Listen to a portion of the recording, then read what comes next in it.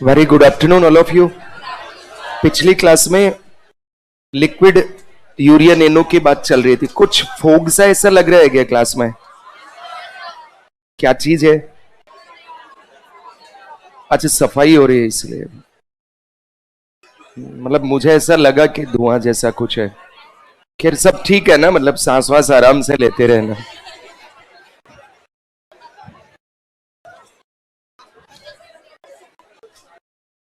तो फटाफट बैठ जाओ, 1 मिनट है सभी के पास, फिर क्लास शुरू करूंगा।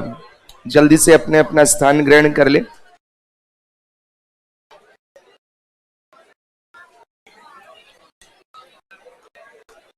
क्विकली अपना तशरीफ फरमाए अपने अपने जगह पे।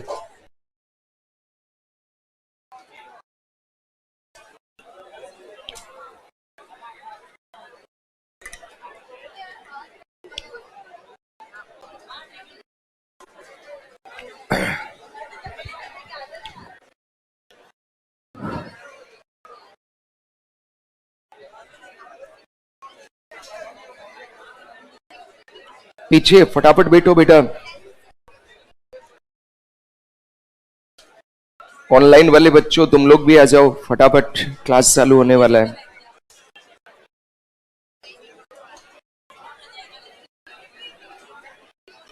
किसी को पंखा चलवाना है, बंद करवाना, आदेश देते हो ना, अभी देना है बता दो। अभी बंद बंद चालू करवाना है इधर से, तो सर हमारा पंखा बंद कर दो, एसी बंद कर दो। सब बैठ गए?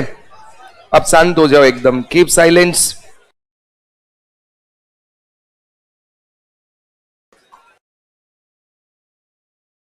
तो पिछली क्लास में एक तो मैंने आपको पढ़ाया था नीम कोटेड यूरिया। क्या सबके याद है क्या है? तो मुझे ये बताओ, कन्वेंशनल यूरिया को जब हम इस्तेमाल करते हैं तो किस में कन्वर्ट होता है? और उसका कुछ हिस्सा कोई गैस में भी बदलता है। इसको क्या बोलते हैं अपन? अमोनिया इवोपरेशन में कितना परसेंट नाइट्रोजन लॉस्ट होता है? 8 से 10% को बचाने के लिए क्या यूज किया? ये क्या है? नीम कोटेड यूरिया।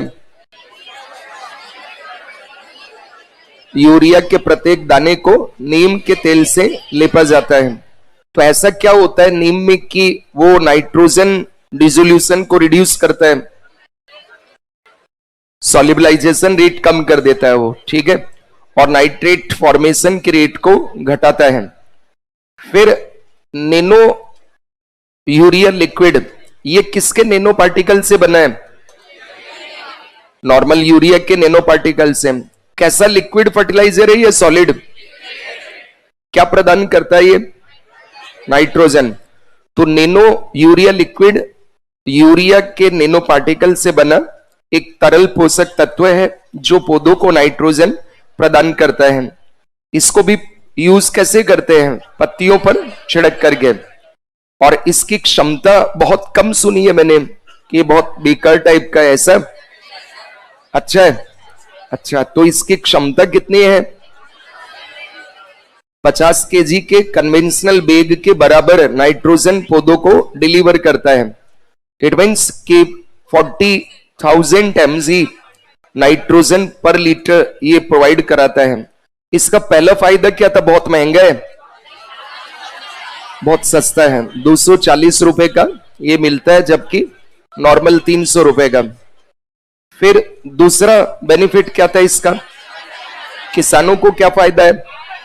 प्रोडक्टिविटी 8% बढ़ाता है। कॉस्ट वगैरह लाने ले जाने की तो बहुत ज्यादा बढ़ जाती है। अरे पहले कट्टे थे तो ट्रैक्टर में डाल के किसान उस पर बैठ के जाता था, अब ऐसे हाथ में लेके जाता है ना, उछालता हो तो दर्द नहीं होता हाथ में। सर किराया नहीं लगता उसके, है ना? तो लॉजिस्टिक वगैरह भी आसान हो गया, किराया भी नहीं है, और पर्यावरण को बहुत नुकसान पहुंचाता होगा। अगर मैं आपको फिर भी कहूं, जैसे बाल का खाल निकालते ना बच्चे, जैसे किसी मास्टर की बाल का खाल निकालना हो कि नहीं सर को तो अब पूछना ही है, तो चलो मैं तुम्हारी बाल का खाल निकाल रहा हूं। अभी समझते हो बाल का खाल निकालना? तो मुझे इसकी 1-2 आलोचना कमियां बताओ, कुछ भी बताओ ऐसे कि सर एक कमी ये है। तो ऐसे चीज की कोई कमी नहीं है, फिर भी बताओ। हाँ आप बताइए, बता रहे हैं, सुनो सब ध्यान से। Yes speak.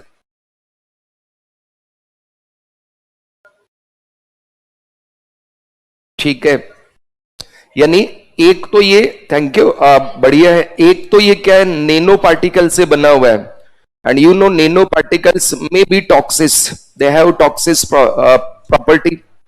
तो इसको जब हम छिड़कते हैं तो ये तो नैनो पार्टिकल से बना हुआ है ना, तो ये हमारी एपिडर्मिस पर भी गिरेगा और हमारी एपिडर्मिस के स्टोमेटल पोर के अंदर भी जाएगा। तो ये खाद तो किसको देना चाहिए था, पौधों को, या हमें भी दे देगा।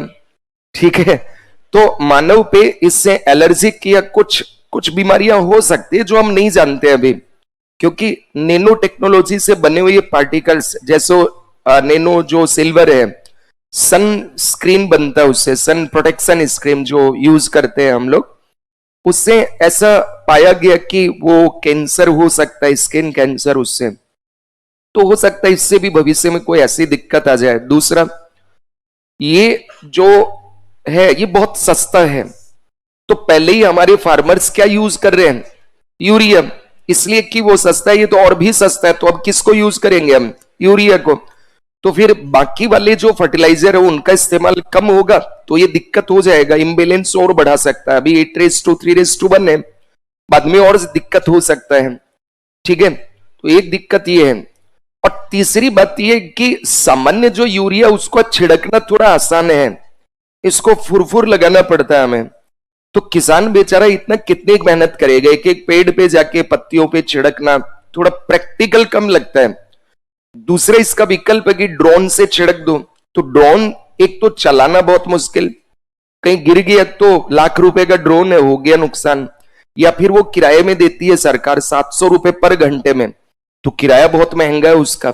ठीक है, और फिर दूसरी बात है कि ड्रोन चलाना नहीं आता है किसान को, चलाना मान लो उसको प्रशिक्षण दो तो अवेलेबिलिटी भी इतनी ज्यादा नहीं है, या फिर इसको वो पीछे टांग के और ऐसे जैसे दिवाली पे हम बच्चे छिड़कते ना ऐसे पानी से, वो थोड़ा हेक्टिक टाइप सा लगेगा। एक दिन तो अच्छा लगता है होली पे, रोज आप वही काम कर रहे हो तो फिर थोड़ा गड़बड़ लगता है उसमें। तो ये उसके मतलब ये है ना कि आलोचना करने को कहे तो करना है, वरना नहीं करना है, ये तो प्राउड है भारत का। अभी अभी तो बेचारा आए और तुम आलोचना करने बैठ गए। फिर भी मान लो पूछ ले कि क्रिटिकली क्या इसके पॉइंट्स हैं, तो पहला, इसका सस्ता होने के कारण ज्यादा यूज बढ़ सकता है। दूसरा, छिड़काव करना थोड़ा मुश्किल है, इसको छिड़काव करने के लिए फिर हम ड्रोन्स यूज करेंगे, तो ड्रोन्स इसका जो आता है किसान का वो अभी बहुत महंगे हैं, 1-1 लाख रुपए का ड्रोन आ रहा है जो भारी भरकम उठा के लेके जाएगा, स्प्रे करेगा। नॉर्मल वाले नहीं है जो बच्चे 2500-2600 में लेते हैं। तो अभी टोंक में जैसे वहां का कृषि विभाग है उसने शुरू किया है, तो वो किराए पे दे रहे हैं, प्रशिक्षण देने के लिए 700 रुपए पर घंटे लेते हैं किसान से। तो अब 1 घंटे का 700 रुपया कहां से देगा किसान। तो ये 2-4 दिन तो अच्छा लगेगा, मैं ड्रोन उड़ा रहा हूं ऐसे देख रहा है, तो प्रैक्टिकल नहीं है। तो ये कुछ चुनौतियां हैं। फिर मुझे ये बताओ कि इसका पहला प्लांट कहां लगा है भारत में, क्लोल, गांधीनगर, गुजरात। बाकी इसके 7 प्लांट अंडर कंस्ट्रक्शन है, तो 2 कौन से राज्य में है, गुजरात पहला, कलोल दूसरा, कांडला। यूपी में फूलपुर और आंवला यानी प्रयागराज और बरेली। फिर झारखंड में कहां पे है, देवगढ़। और पारादीप कौन से राज्य में, ओडिशा। और एक नाग नयक्कन हल्ली भी था ना, बेंगलुरु, ठीक है, कर्नाटका। और गुवाहाटी, याद हो गया। अब अगला लिखिए, zero budgeting farming, zero budgeting farming, zero budgeting farming. निकाल लो कॉपी वगैरह आराम से। अक्सर आजकल सुनते हो जीरो बस्टिंग फार्मिंग, तो जीरो बस्टिंग फार्मिंग का मतलब क्या है, ऐसी कृषि प्रणाली जिसमें ये जो यूरिया वगैरह हम डालते इनकी कॉस्ट आती है और इसके कारण कृषि करना महंगा हो जाता है, चूंकि ये काफी डालना पड़ता है हमें। तो किसान को फर्टिलाइजर के कारण जो एक एक्सेस वर्डन आता है खेती में, इनपुट कॉस्ट बढ़ती है, वो ना आए। तो यदि हम परंपरागत खेती जो पहले करते थे वैसे ही वापस से करने लग जाएं, मतलब ये कि हम ये जो केमिकल फर्टिलाइजर है, यूरिया, डीएपी, फास्फोरस, सल्फर, ये सब डाले ही नहीं, और परंपरागत जो जैविक खाद है या जो जैविक कीटनाशक है उनका इस्तेमाल करने लग जाए। जैसे आपने देखा होगा कि नीम में कुछ प्रॉपर्टी पाई जाती है कि वो कीटनाशक के तौर पे यूज हो सकता है, या गोमूत्र है उससे भी हम ये जैविक कीटनाशक बनाते हैं। आपको जानकर आश्चर्य होगा कि जापान भी भारत से गोमूत्र इंपोर्ट करता है केमिकल पेस्टिसाइड से बचने के लिए, और वो ऑर्गेनिक पेस्टिसाइड बना रहा है। इसी तरह थोड़े दिन पहले अगर आप न्यूज़पेपर पे वॉच रखते हैं तो छत्तीसगढ़ जो है वो वहां के गोमूत्र से काफी उसने क्रांतिकारी तरीके से पेस्टिसाइड बनाए हैं, तो ये भी काफी है। फिर बहुत सारे जैसे हरड़ बहेड़ा या इस तरह के कुछ औषधीय पौधे होते हैं जिनसे हम ये बना सकते हैं केमिकल पेस्टिसाइड। तो zero budgeting farming, organic farming या प्राकृतिक नेचुरल खेती का मतलब क्या हो गया? ऐसी कृषि प्रणाली जिसमें रासायनिक उर्वरकों या कीटनाशकों के स्थान पे हम किसका उपयोग करें? जैविक खाद या जैविक कीटनाशक। अब इसमें जैविक खाद के तौर पे हम क्या यूज करते हैं? लाइक काउ डंग, ठीक है, या earthworm manure, green manure, natural manure. तो ये जो ऑर्गेनिक मेन्योर होते हैं ये क्या होते हैं? कुछ बेनिफिशियल बैक्टीरियाज होते हैं, कुछ ऐसे बैक्टीरिया होते हैं जो हमारी नेचर जो एयर एंड सॉइल है इसमें उपस्थित एनपीके को एब्जॉर्व करते हैं और प्लांट्स को प्रोवाइड कराते हैं। ठीक है, ये आर्टिफिशियल वाले तो क्या डायरेक्ट रिलीज करता है, जैसे यूरिया डालोगे तो नाइट्रोजन देगा आपको। ठीक है, तो ये क्या करते हैं, जैसे गोबर वगैरह डालेंगे तो इसमें कुछ ऐसे बैक्टीरिया होते हैं जो पौधों को मिट्टी में और वायु से जो एनपीके वगैरह है, नाइट्रोजन फास्फोरस एब्जॉर्व करके पौधों को प्रोवाइड कराते हैं। तो कोई साइड इफेक्ट नहीं हो रहा उससे, क्योंकि नेचुरल प्रोसेस होती है। ये पहले भी ऐसा पाया ही जाता है। जैसे आपने पढ़ा है ना कि प्राथमिक होता है, फिर उसको उपभोक्ता खाता है, द्वितीयक उपभोक्ता, फिर तृतीयक उपभोक्ता, फिर वो मर जाता है। डीकम्पोजर्स होते हैं, वो उसको क्या करते हैं? वापस मिट्टी में मिला देते हैं। तो ये डीकम्पोजर्स या कुछ बैक्टीरिया जैसे होते हैं जो क्या करते हैं? पौधों की जड़ों को क्या उपलब्ध कराते हैं? ये नाइट्रोजन, फास्फोरस मिट्टी और हवा से। तो जो चीज आप केमिकल से प्रोवाइड करा रहे थे वो डायरेक्ट इनको मिल ही रहा है। तो इसी को हम क्या बोल देते हैं फिर कि ये बायो फर्टिलाइजर्स हैं। इसको प्रमोट करने के लिए एक स्कीम चलाई जा रही है, परंपरागत कृषि विकास योजना। उसको अभी देखेंगे। तो लिखिए ऑर्गेनिक फार्मिंग या zero budgeting farming.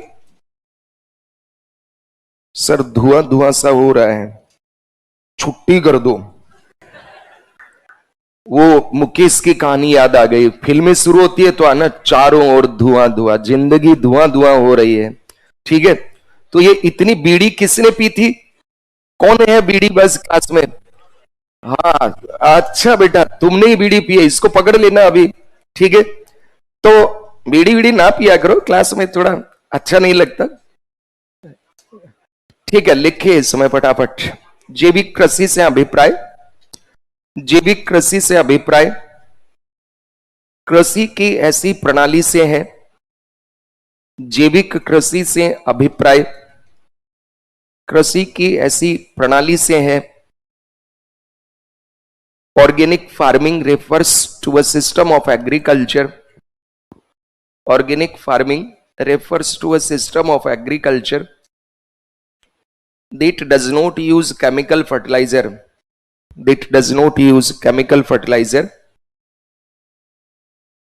that does not use chemical fertilizers and pesticides। जैविक कृषि से अभिप्राय कृषि की ऐसी प्रणाली से है जिसमें रासायनिक खादों एवं कीटनाशक दवाओं का प्रयोग नहीं किया जाता है।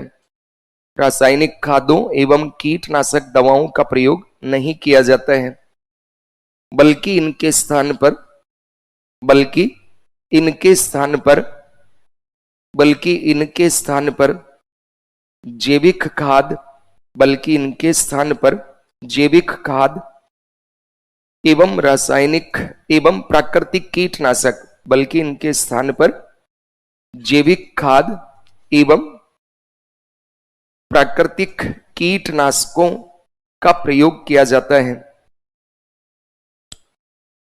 rather organic fertilizers and natural pesticides are used in their place.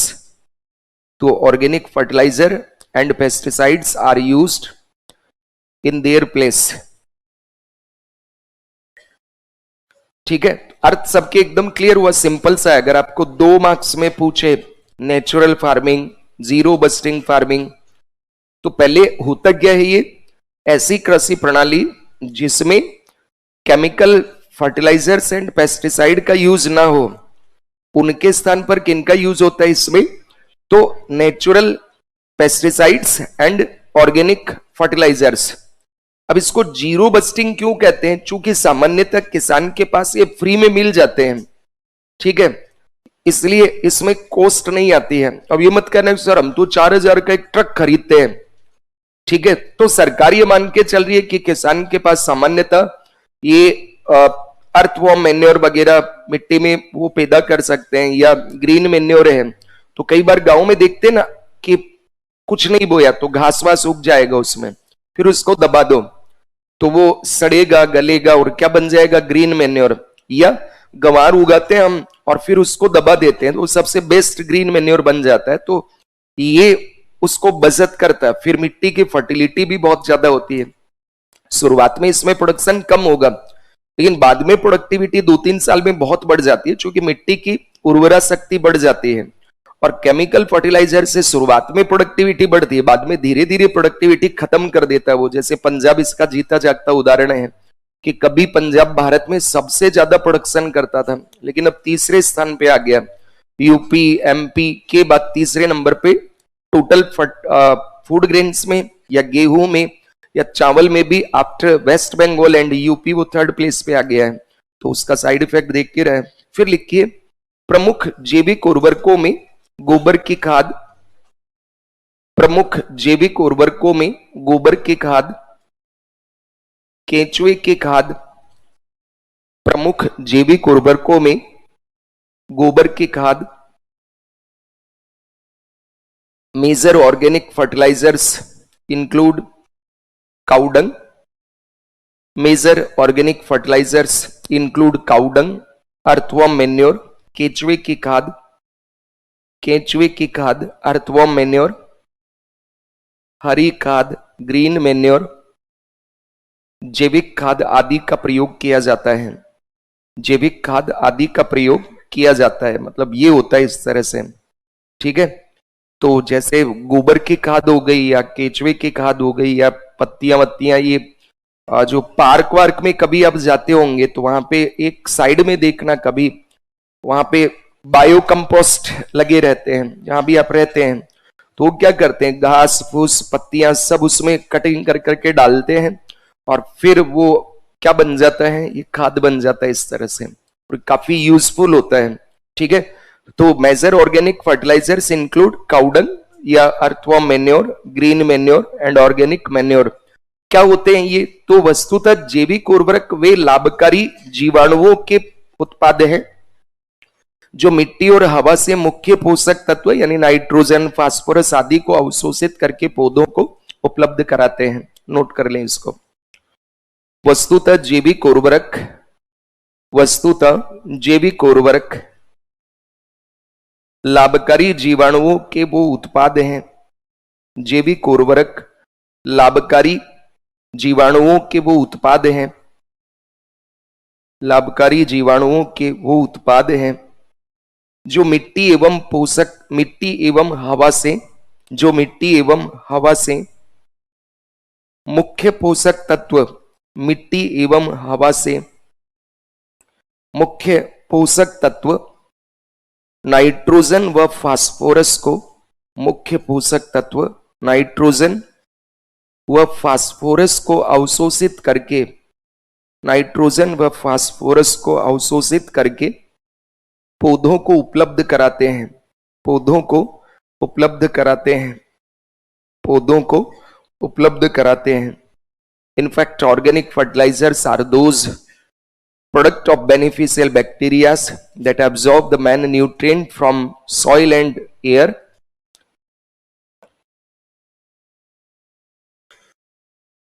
like nitrogen, phosphorus and make them available to the plants and make them available to the plants.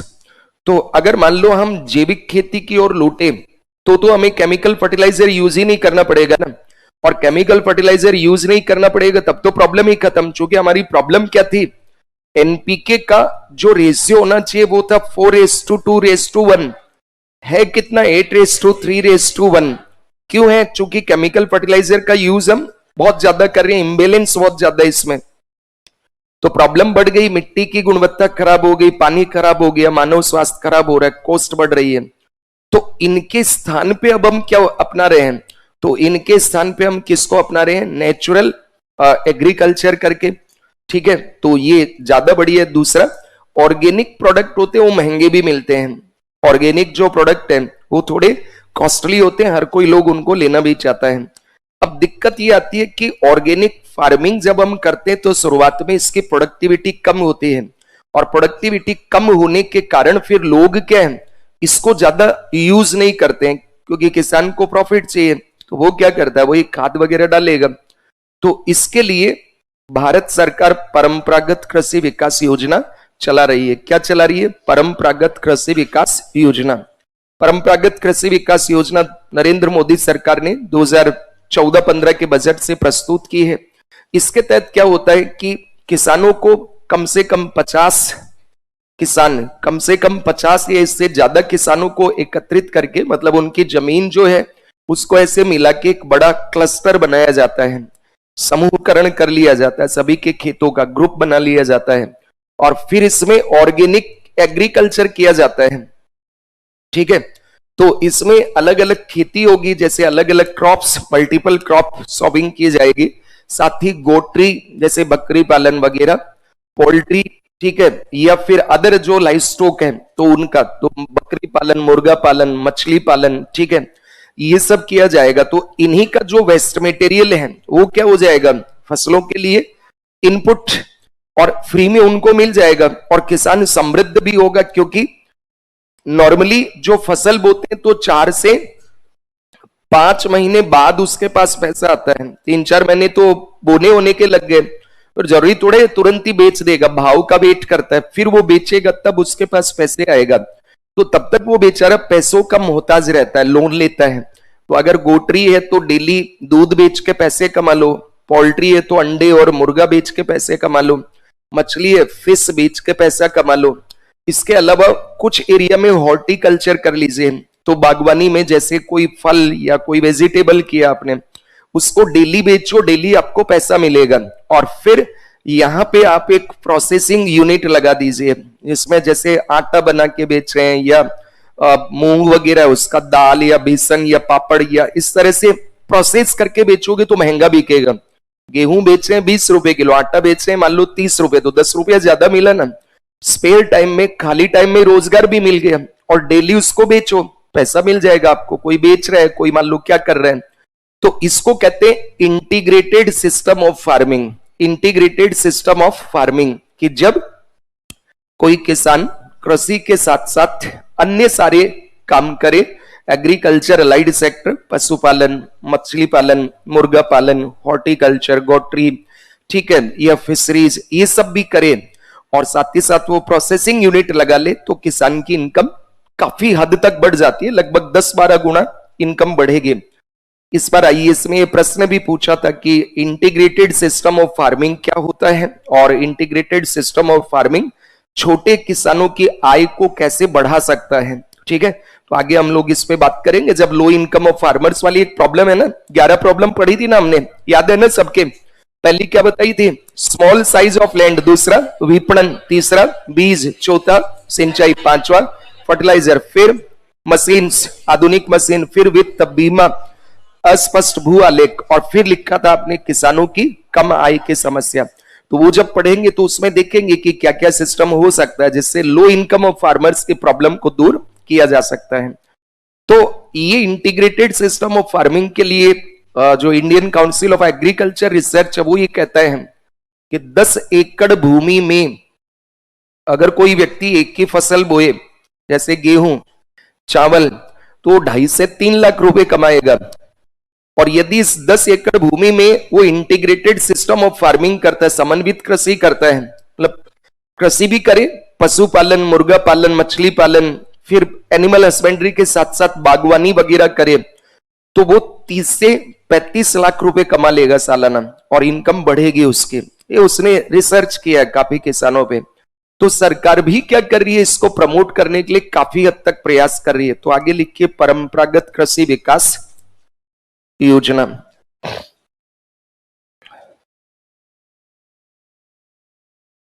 परंपरागत कृषि विकास योजना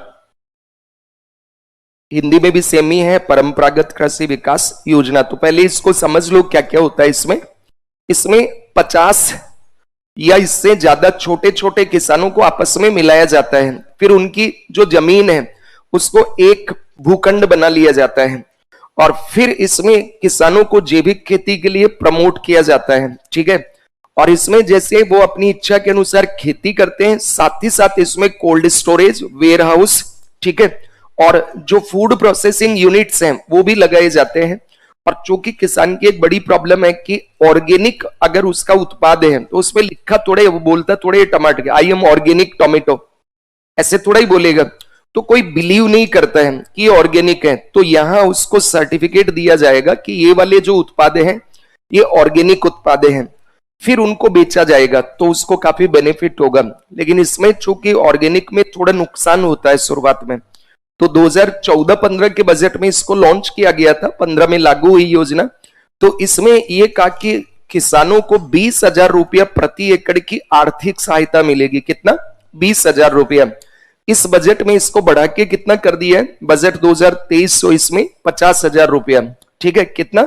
50,000 के अगर कोई किसान ऑर्गेनिक खेती करता है इस तरह से क्लस्टर बना के, तो उसको 3 वर्षों में 50,000 रुपए मिलेंगे। 20,000, 20,000, 10,000 रुपए, 30,000 तो मिलेंगे डायरेक्ट बेनिफिट ट्रांसफर से, बाकी उसको अदर जो प्रोडक्ट है उनके लिए बेनिफिट दिया जाएगा ताकि किसान मोटिवेट हो सके। ठीक है, तो किसानों को जैविक खेती के लिए प्रोत्साहन करने हेतु भारत सरकार द्वारा दिसंबर 2015 में ये योजना प्रारंभ की थी।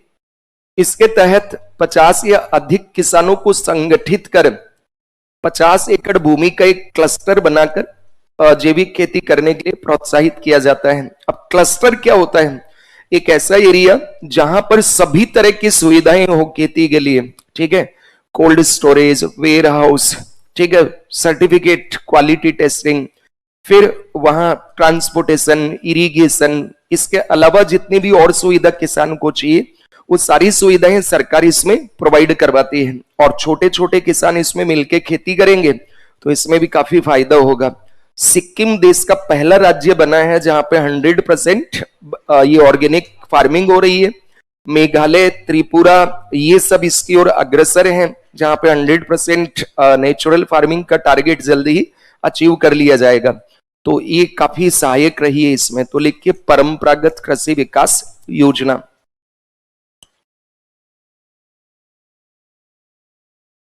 परंपरागत कृषि विकास योजना।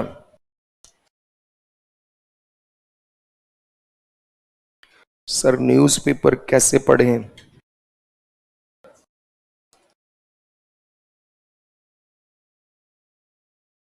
भंडारे का मेन्यू बताएं। भंडारा हो रहा है क्या? कब? 2 तारीख को। तो मेन्यू तो मुझे भी नहीं पता है। ऐसे मेन्यू भंडारे में आई थिंक एक तो वो रायता होगा, छोले होंगे, गुलाब बामन होगा, ठीक है, और मूंग का हलवा होगा, और पनीर की सब्जी तो होती है, पूड़ी होगी, ठीक है, पानी होगा ही होगा। फिर भी अपनी बोतल की व्यवस्था रखे, एक बार पानी नहीं भी था, ठीक है, तो पानी की व्यवस्था स्वयं करें, ऐसा भी हो सकता है। तो लिखे इसमें। अब ये मत कहना कि प्रभात सर ने बताया वीडियो में मेन्यू, मतलब कुछ बच्चे ऐसे चुपके से बना के डाल देते हैं और फिर आता है उसमें प्रभात सर ने बताया भंडारे का मेन्यू। फिर मान लो मेन्यू चेंज हो गया तो गालियां देंगे, प्रभात सर ने गलत बता दिया था, है ना। लिख लो फटाफट इसको।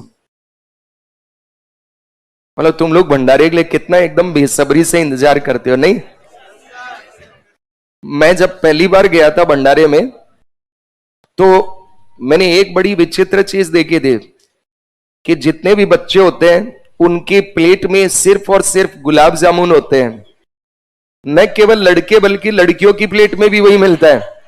भले ही लड़कियां ये कहे कि हमें मीठा पसंद नहीं है, लेकिन उस दिन मीठा ही पसंद आता है कि नहीं? तो चलो लिखो फटाफट।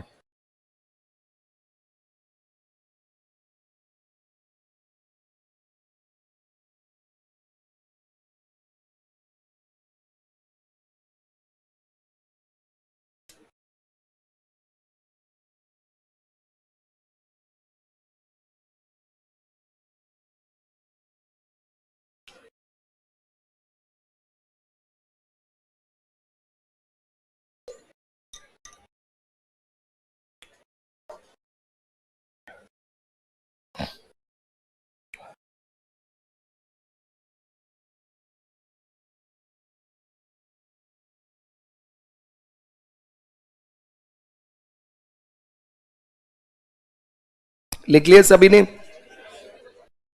अब अगला जो लिखवाने जा रहा हूं वो ऐसा का ऐसा छपेगा एग्जाम में, है ना। नई योजना है, वन नेशन वन फर्टिलाइजर। जैसे कल वाला जो आपको बताया, इसको भी अच्छे से पढ़ के रखना। और इन दोनों में से कोई सा भी मेंस और प्रीलिम्स में आएगा, ये लगभग आएगा ना। ये मेरा प्रेडिक्शन है, उस हिसाब से मैं बोलता हूं वो आ जाता है लगभग। ठीक है, तो अगला योजना लिखिए, वन नेशन वन फर्टिलाइजर। एक देश एक उर्वरक, एक देश एक उर्वरक।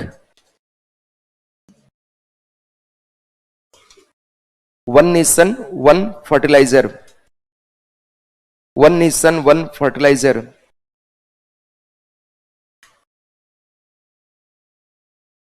एक देश एक उर्वरक, ये सबने लिख लिया। अब देखो, एक देश एक उर्वरक का मतलब ये नहीं है कि अभी तक जैसे हम लोग यूज कर रहे थे, कितने सारे फर्टिलाइजर आपने पढ़े थे। ठीक है, एनपीके हो गया, सल्फर हो गया, फेरस हो गया, जिंक हो गया, कॉपर हो गया, मैग्नीज हो गया। ऐसा नहीं है कि इनके जगह भी एक ही होगा। पहले हमारे देश में क्या होता था कि अलग अलग फर्टिलाइजर कंपनीज जो थी वो अपने ब्रांड नेम के नाम से मार्केट में अपना उर्वरक बेचते थे। लाइक इफ्को का यूरिया, क्रिबको का यूरिया, बलवान urea, Chambal urea, Shaktiman urea, ऐसे अलग अलग नेम से होता था, ब्रांड नेम अलग अलग था। तो जो बेचने वाला है उसको अगर तुम ज्यादा मार्जिन दे दो तो तुम्हारा घटिया भी है, तो किसान को क्या बोले, सबसे बढ़िया ये है, ठीक है यही लो, यहीं से तुम्हारी प्रोडक्टिविटी शुरू होगी। और जो कंपनी मार्जिन कम देगी उसका वो प्रचार ही नहीं करेंगे, उसको सबसे घटिया मत लो। फिर भी कोई कहे नहीं मुझे तो यही लेना, ले जा भाई, फिर तो देना ही है, तो रखेंगे सबका। एक जो कंपनी मान लो बड़ी है तो वो टीवी में एड भी करेगी, न्यूज़पेपर में एड देगी, तो उसके ब्रांड ज्यादा पॉपुलर होगा, चूंकि जो दिखता है वो बिकता है। तो किसानों को मान लीजिए बड़ी कोई कंपनी है तो टीवी में एड ज्यादा करेगी, तो उसका प्रचार ज्यादा होने के कारण उसकी डिमांड बढ़ जाती है, और डिमांड बढ़ती है तो वो महंगा बिकता है, तो किसान को ये भी घाटा होता है।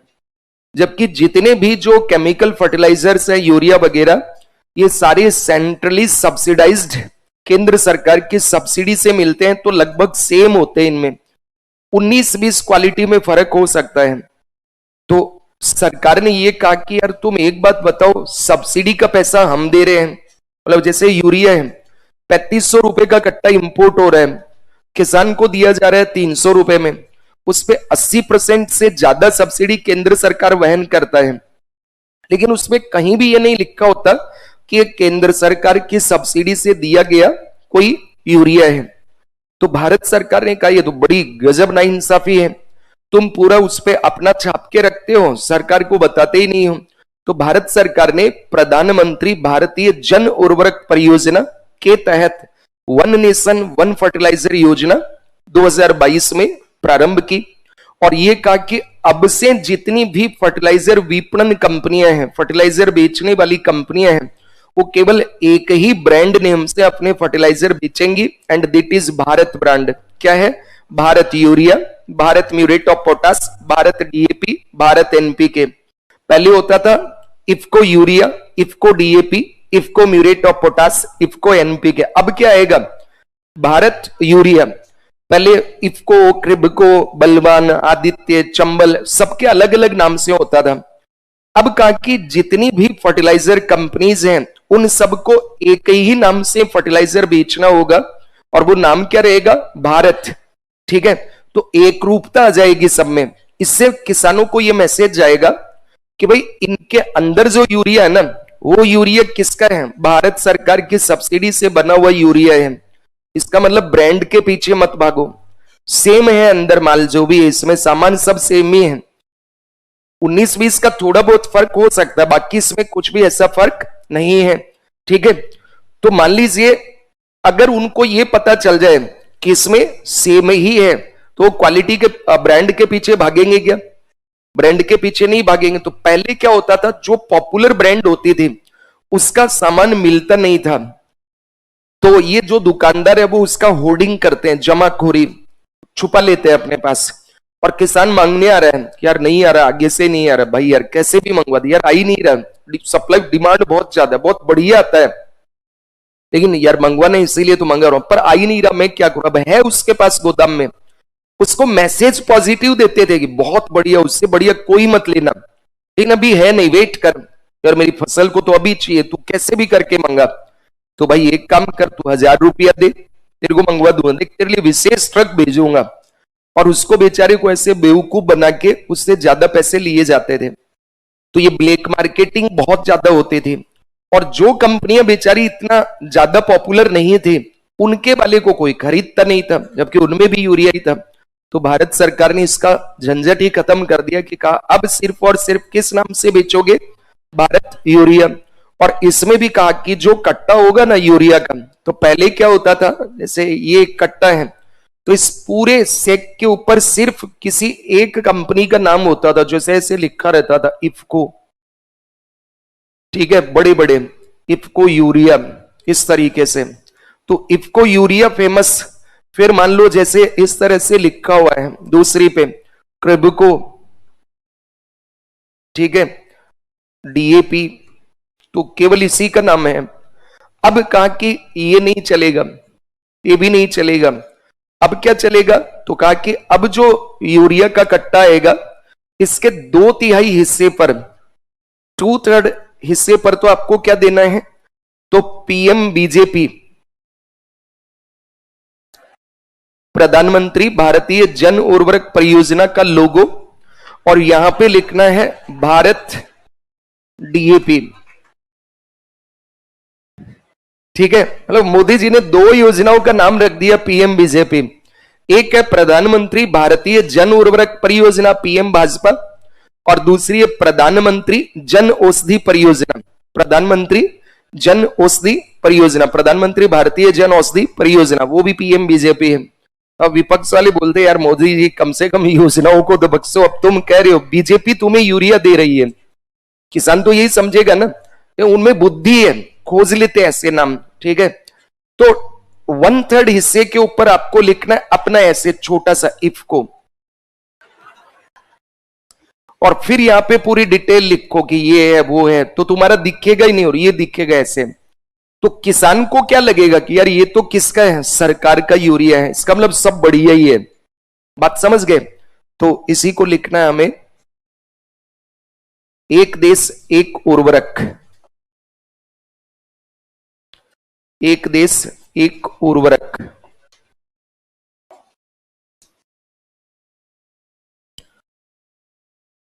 One nation one fertiliser.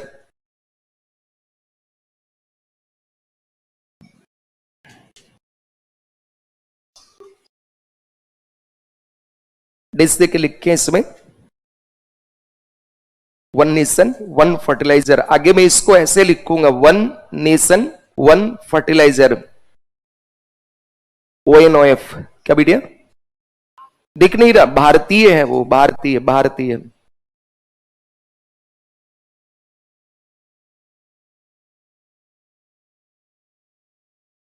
देखिए केंद्र सरकार द्वारा, केंद्र सरकार द्वारा भारतीय प्रधानमंत्री भारतीय जन उर्वरक परियोजना, केंद्र सरकार द्वारा प्रधानमंत्री भारतीय जन उर्वरक परियोजना, प्रधानमंत्री भारतीय जन उर्वरक परियोजना के अंतर्गत one nation one fertilizer scheme ONOF, one nation one fertilizer scheme 2022, one nation one fertilizer scheme 2022 has been started by the central government on 17 October 2022. केंद्र सरकार द्वारा प्रधानमंत्री भारतीय जन उर्वरक परियोजना के अंतर्गत one nation one fertilizer scheme 2022 को 17 अक्टूबर 2022 को शुरू किया है। तो कब प्रारंभ हुई है योजना? 17 अक्टूबर 2022, मतलब हाल ही में शुरू हुई है और पूरी तरह से लागू हुई है 1 जनवरी 2023 को। लगभग 2 महीने बीते हैं अभी इसको, तो ये चर्चा में रहेगा काफी। अंडर द प्रधानमंत्री भारतीय जन उर्वरक परियोजना PMBJP, अंडर द प्रधानमंत्री भारतीय जन उर्वरक परियोजना। अब इसमें होगा क्या? तो कह रहे हैं कि under this scheme urea, diammonium phosphate, DAP, muriate of potash, MOP, NPK जो तीनों मिक्स आते हैं will be sold in the market under Bharat brand. ठीक है, under Bharat brand name such as Bharat urea, Bharat DAP, Bharat MOP and Bharat NPK। तो जितने भी chemical fertilisers जो पहले अलग अलग नाम से आता था, like Kribhco urea, Shaktiman urea, Aditya Birla का आता था बलवान यूरिया, इफ्को का यूरिया, क्रिबको का यूरिया, चंबल का यूरिया, अब ये urea, DAP, muriate of potash, NPK अलग अलग नाम से ना आके किस नाम से आएंगे? भारत ब्रांड से, यानी Bharat urea, Bharat DAP, Bharat MOP, Bharat NPK इस नाम से बाजार में बेचे जाएंगे। तो नोट कीजिए, इस योजना के तहत urea, diammonium phosphate, DAP, MOP, muriate of potash,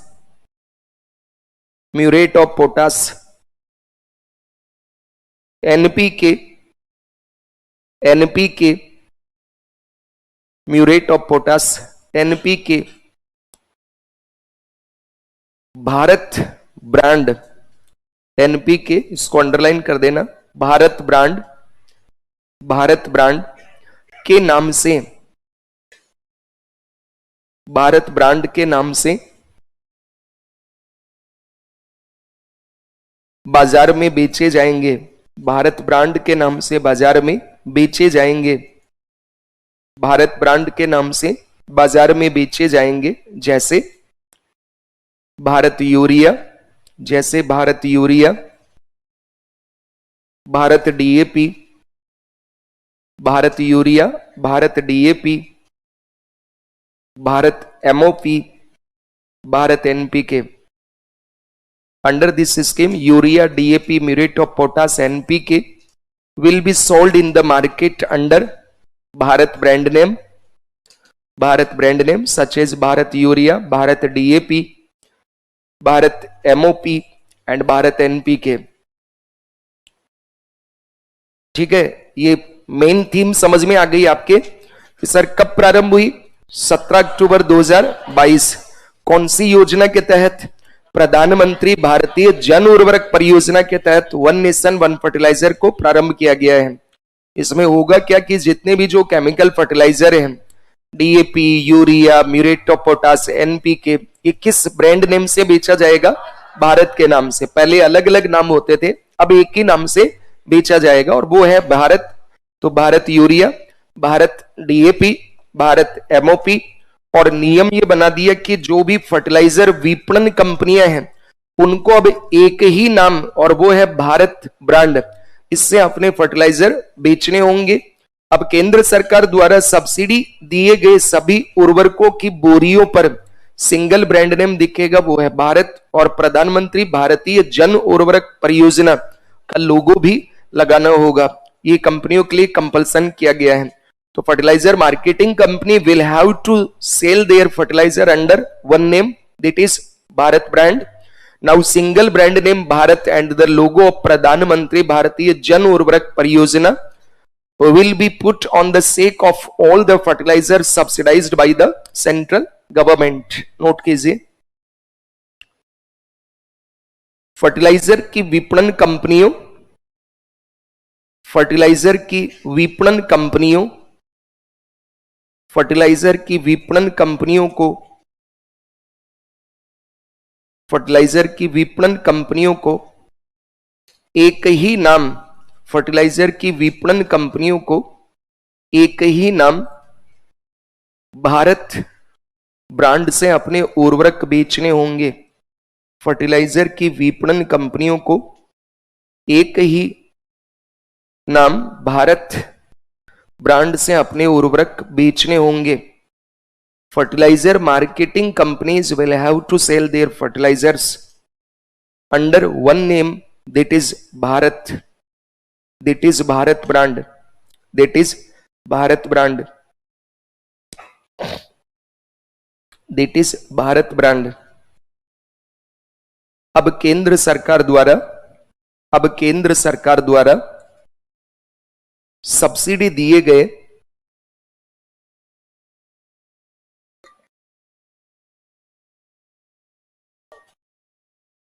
अब केंद्र सरकार द्वारा सब्सिडी दिए गए सभी उर्वरकों की बोरियों पर, सभी उर्वरकों की बोरियों पर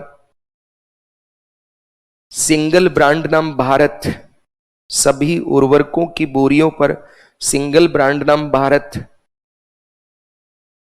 now single brand name Bharat and the logo of प्रधानमंत्री भारतीय जन उर्वरक परियोजना, प्रधानमंत्री भारतीय जन उर्वरक परियोजना will be put on the sake of all the fertilizers subsidized by central government। Single brand name Bharat एवं प्रधानमंत्री भारतीय जन उर्वरक परियोजना का लोगो लगाना होगा। अब विचारों को कम से कम एक तरफ तो ये कहते कि एक तरफ अपना दे दो, एक तरफ तुम्हारा रख लो, क्योंकि एक तरफ नहीं सामने ही दोगे और तुम्हारा 1/3 पे दोगे और हमारा 2/3 पे, चूंकि हम पैसा ज्यादा दे रहे हैं, वरना पैसा बंद। तो अब पैसा बंद तो फिर कोई खरीदेगा ही नहीं, कि कहां 300 रुपये और कहां 3500 रुपये, तो फिर उनको घाटा होगा।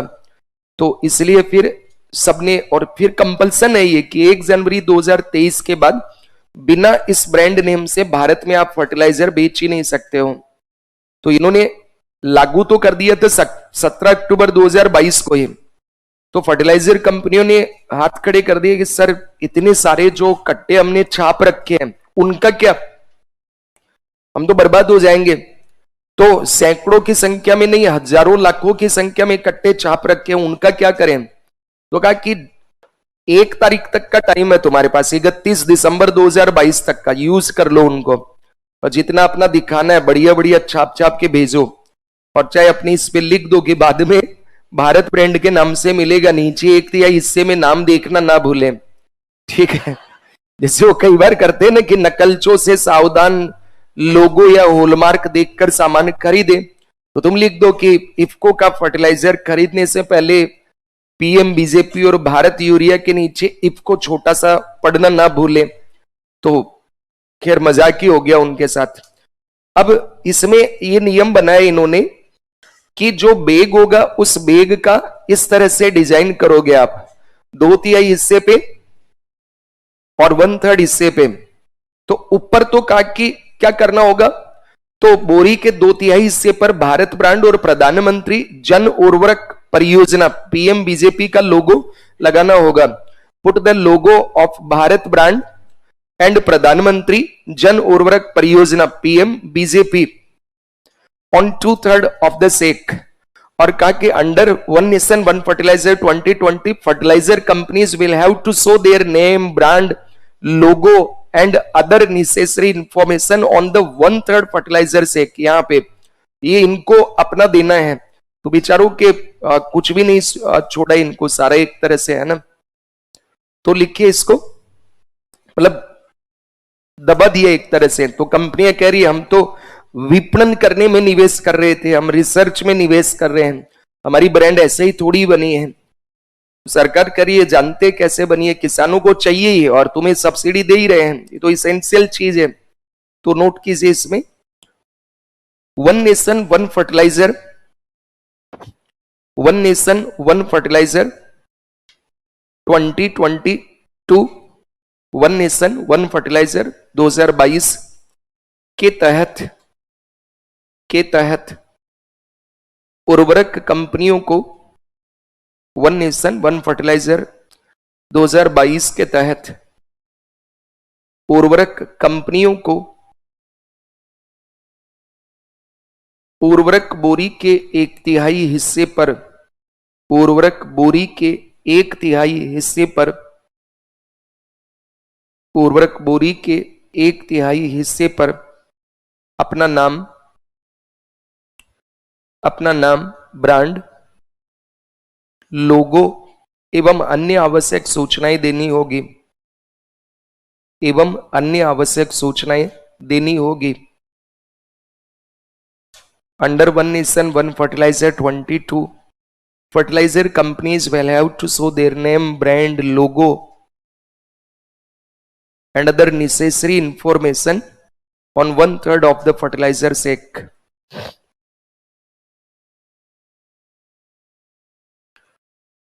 और बोरी के 2/3 हिस्से पर, बोरी के 2/3 हिस्से पर and put the logo of Bharat brand इन प्रधानमंत्री जन उर्वरक परियोजना ऑन 2/3 ऑफ द सेक। और बोरी के 2/3 हिस्से पर, बोरी के 2/3 हिस्से पर भारत ब्रांड और प्रधानमंत्री जन उर्वरक परियोजना का लोगो लगाना होगा। भारत ब्रांड और प्रधानमंत्री जन उर्वरक परियोजना का लोगो लगाना होगा।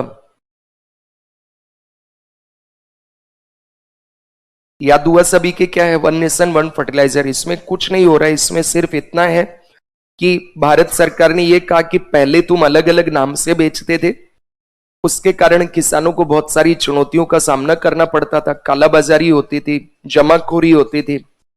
ब्रांड नेम के पीछे भागने के कारण जो लोकल कंपनीज हैं, उन लोकल कंपनीज का जो यूरिया वगैरह है वो कम बिकता था, और वो बेचारे ब्रांड के कारण उसी कंपनी के पीछे भागते रहते थे, और उसका फायदा उठा करके वो कंपनियां उन्हें महंगा बेचती थी, जबकि अंदर यूरिया सेम ही होता है। तो अब इन्होंने कहा कि आपको एक ही नाम से बेचना होगा और वो है भारत ब्रांड, ठीक है। तो इसके कारण अब इनको दिक्कत नहीं होगी। तो अब जो यूरिया के कट्टे आएंगे वो इस तरह के होंगे।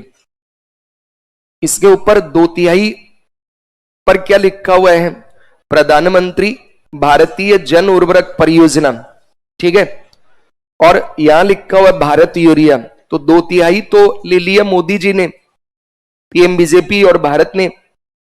ये दिख ही नहीं रहा क्या लिखा हुआ है, नेशनल फर्टिलाइजर लिमिटेड, पढ़ने में नहीं आ रहा ना। और ये देखो आराम से पढ़ने में आ रहा है, प्रधानमंत्री, और इसको बड़ा लिखा बीजेपी के कलर में, ठीक है।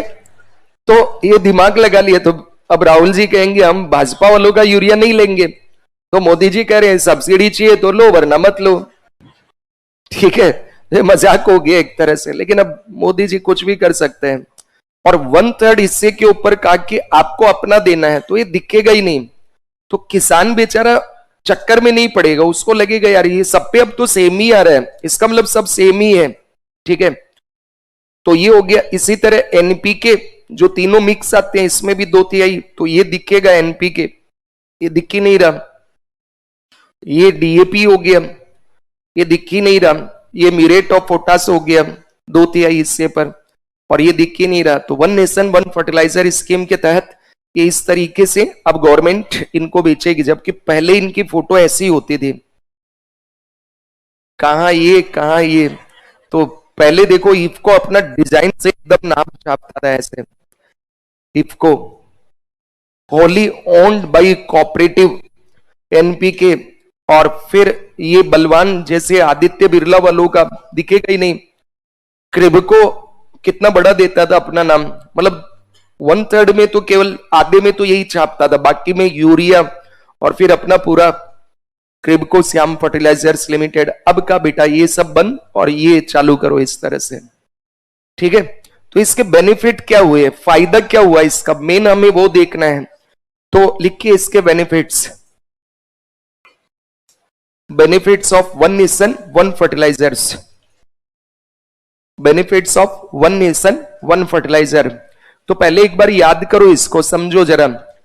किसानों को फर्टिलाइजर की बोरियों पर अब क्या दिखेगा, भारत ब्रांड का लोगो होने से ये स्पष्ट हो जाएगा कि ये केंद्र सरकार की सब्सिडी वाला खाद है, सेंट्रलाइज्ड सब्सिडी फर्टिलाइजर है, जिससे एक ब्रांड और दूसरी ब्रांड के बीच को जो डिस्पैरिटी थी, जो असमानता थी, वो खत्म हो जाएगी और किसान ब्रांड के चक्कर में पड़ेगा ही नहीं। पहले दुकानदार उसको गुमराह कर देता था, हालांकि वो अब भी करेंगे, ऐसा नहीं है कि चेंज हो जाएगा, तो वो तो अब भी बोलेंगे देख भाई नाम ही तो बदला है पर यूरिया तो वही वाला अच्छा है। फिर भी मोदी जी मन की बात में बोल देते हैं कि दुकानदार अगर तुम्हें ऐसे समझाए तो उसकी बातों में मत आना, क्योंकि वो अपने लाभ के चक्कर में तुम्हें ऐसा बोलेगा, ठीक है। तो किसान भी अब समझदार हो गए, चूंकि वो मन की बात सुनते हैं आकाशवाणी पे। फिर एक देश एक उर्वरक के माध्यम से किसानों को कम कीमत पर उर्वरक मिल सकेगा, चूंकि अब सबकी ब्रांड एक ही हो गया, तो ब्रांड के कारण तो तुम अलग बता नहीं सकते, चूंकि अंदर तो सब में वही सेंट्रलाइज सब्सिडी वाला फर्टिलाइजर है। फिर एक और है इनमें कि अगर मान लो किसी भी कंपनी का उर्वरक, जैसे मान लीजिए दिल्ली में बन रहा है इफ्को वाला, और यहां से दिल्ली से वो जा रहा है महाराष्ट्र में, लेकिन महाराष्ट्र में भी प्लांट है, ऐसे ही समझा रहा हूं मैं, इफ्को के प्लांट जगह जगह लगे हुए हैं। तो यहां से अगर यूरिया यहां बिकने गया तो ट्रांसपोर्टेशन कॉस्ट पूरी सरकार को वहन करनी पड़ती है, कंपनी नहीं देगी, पूरा 100% ट्रांसपोर्टेशन गवर्नमेंट को देना होता है। तो इफ्को इधर गया ही क्यों इतनी दूर, वहां उसकी महाराष्ट्र की भी बहुत सारी कंपनी है, दूसरी कई कंपनियां जो वहीं पे हैं, लेकिन इसकी ब्रांड और इसका एडवर्टीजमेंट ज्यादा है, जिसके कारण ये वहां गया और सरकार पे बर्डन बढ़ा। तो अब मान लीजिए ये पूरे देश में सप्लाई कर रहे हैं, तो एक कंपनी सप्लाई कर नहीं सकती, इतना उसका पोटेंशियल नहीं है, तो और दूसरी कंपनियों का लोग खरीद नहीं रहे हैं कि नहीं हमें तो वही चाहिए, इफ्को का ही, बलवान का ही, क्रिबको का ही। इस चक्कर में इसका ब्लैक मार्केटिंग होता था और ब्लैक मार्केटिंग के कारण किसान को महंगा मिलता था। तो सब सरकार बेचारों को सब्सिडी दे रही है, उसका लाभ भी नहीं मिलता था।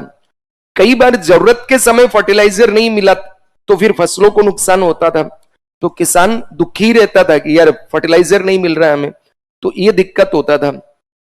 तो पहले अलग अलग कंपनियां अलग अलग नाम से उर्वरक बेचती थी, उन्हें एक से दूसरे राज्य में भेजने पर जो ढुलाई या ट्रांसपोर्टेशन लागत वो बढ़ती थी और किसानों को सही समय पर ये उर्वरक भी उपलब्ध नहीं हो पाता था, इसमें बहुत सारी समस्या आती थी और सब्सिडी वाले उर्वरक की फिर कालाबाजारी बढ़ती थी और किसानों को सही समय पर और कम कीमत पर उर्वरक नहीं मिल पाते थे। कहा कि अब ये समस्या खत्म हो गई, इस तरह वाला अब ये रहेगा नहीं, परिणाम स्वरूप इनको ये बेनिफिट मिल जाएगा। तो लिखिए इसमें बेनिफिट्स, अगर एक लाइन में बेनिफिट समझ में आए तब तो क्या है, कम कीमत पर फर्टिलाइजर उपलब्ध होंगे, दैट्स ऑल, ठीक है। जैसे दो शब्दों वाला रहे कि वन नेशन वन फर्टिलाइजर का बेनिफिट क्या है, या मान लो आपको इसमें कमेंट करने को ही 2 नंबर में ही आए, तो आप कैसे लिखोगे इसको कि वन नेशन वन फर्टिलाइजर के तहत अलग अलग ब्रांड नेम के स्थान पर अब भारत ब्रांड से केमिकल फर्टिलाइजर बेचे जाएंगे, जिससे किसानों को समय पर कम कीमत पे फर्टिलाइजर उपलब्ध होगा, दैट्स ऑल। 50 शब्द और 100 शब्द में तब फिर आपको एक्सप्लेन करना है इसको, तो क्वेश्चन की डिमांड के अनुसार तुम आराम से लिख दोगे। तो लिखिए इसमें,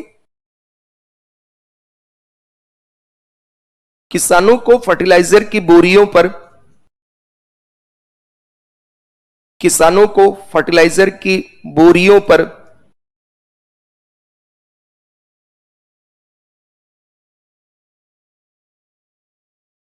किसानों को फर्टिलाइजर की बोरियों पर भारत ब्रांड का लोगो होने से, भारत ब्रांड का लोगो होने से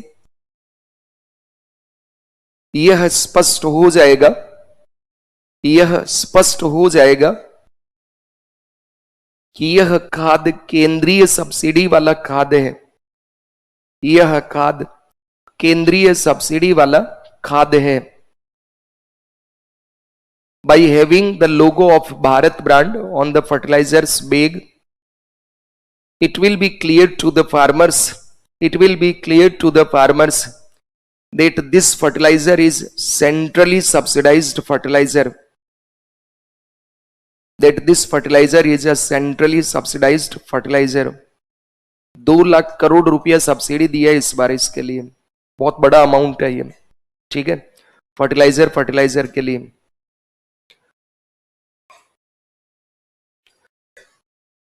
जिससे एक ब्रांड और दूसरी ब्रांड के बीच की असमानता खत्म हो जाएगी, जिससे एक ब्रांड और दूसरी ब्रांड के बीच की असमानता खत्म हो जाएगी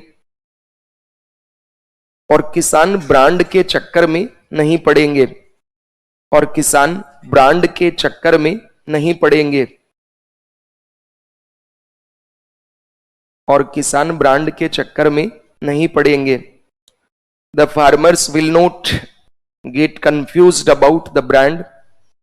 The farmers will not get confused about the brand, due to which the disparity between one brand and another will cease to exist. Cease to exist. एक देश एक उर्वरक के माध्यम से किसानों को कम कीमत पर उर्वरक मिलेगा। मतलब 2 नंबर में हो तो बस ये बेनिफिट लिख देना है। Through ONOF farmers will be able to get fertilizers at a low cost. एक बच्चे ने प्रश्न पूछा है, मूलचंद MLA ने, ये मूलचंद कोई है भी कि ऐसे ही फर्जी नामी है? अच्छा है। नैनो यूरिया का नाम भी भारत नैनो यूरिया होगा क्या? तो सीधी है माय डियर, क्या इस पे सब्सिडी मिलती है? नहीं मिलती है तो नहीं होगा। ये उसके लिए जिस पर सब्सिडी दे रही है, तो जब इस पे सब्सिडी नहीं है तब तो भाई उसको नाम छापने का अधिकार होगा ना। तो ऐसा ही थोड़े कि मोदी जी कहें कि भाई अब तुम भी मेरा नाम लिखो PM BJP। भाई मैं तुम्हारे से 1 रुपया सब्सिडी नहीं ले रहा, तो क्यों लिखो मैं? हाँ तुम फ्री कर दो इसको, फिर देखो मैं PM BJP लिख दूंगा, नीचे एक तरफ इफको आ जाएगा। तो चूंकि इस पे अभी कोई सब्सिडी नहीं दी जा रही, वो फुल्ली ओन्ड बाई इफको है, तो नहीं होगा उस पे। चेंज है, चेंज होता है। नहीं पहले नहीं, किसानों को तो 300 रुपए से ज्यादा नहीं बेच सकते आप, ये नियम है उनका। अब बात ये कि कानून मतलब कोई कानून तो है नहीं ऐसा कि 300 से ज्यादा बेच दिया तो जेल की सजा हो जाएगी। तो 270 में जैसे केंद्र सरकार कहता है कि तुम 270 में बेचो इसको, वो 280, 290, 300 ऐसे बेच देते हैं जो दुकानदार हैं। तो एवरेज है कि 300 से ज्यादा इसको नहीं बेचना है, ठीक है। अब मान लो कि तुम यही करो, नहीं मुझे तो इफको का ही चाहिए, वो कह रहा भाई नहीं है उसके पास गोदाम में पड़ा है, लेकिन वो कहे यार आ ही नहीं रहा, पता बहुत डिमांड इफको वाले, बहुत खतरनाक प्रोडक्टिविटी है यार, मंगवा के देना भाई। तो 500 रुपए दे, मैं तेरे लिए विशेष मंगवाता हूं। तो ज्यादा 200 रुपया ले लिया ना किसान से, मान लो 100 कट्टा गया तो उसकी तो कमाई हो गई, उस दिन का दिन बन गया उसका। और लाखों कट्टे बिकते हैं ऐसे। एक एक छोटी छोटी जो खाद बीज भंडार की दुकान है ना, वो जब सीजन आता है तो बहुत सारा उसको विपणन होता है इस तरह से। फिर पेरा चेंज करके लिख लिया था क्या? रहा तो नहीं किसी का इधर? आगे लिखो। पहले अलग अलग कंपनियां अलग अलग नाम से उर्वरक बेचती थी। पहले अलग अलग कंपनियां अलग अलग नाम से उर्वरक बेचती थी। Earlier different companies use to sell fertilisers under different names. Earlier different companies use to sell fertiliser under different names. पहले अलग अलग कंपनियां अलग अलग नाम से उर्वरक बेचती थी। इन्हें एक से दूसरे राज्य में भेजने पर, इन्हें एक से दूसरे राज्य में भेजने पर ना सिर्फ परिवहन लागत बढ़ती है, ना सिर्फ परिवहन लागत बढ़ती है, ना सिर्फ परिवहन लागत बढ़ती है, sending them from one state to another not only increase the cost of transportation, sending them from one state to another state not only increase the cost of transportation, but there is also a problem in providing fertilizers to the farmers at the right time.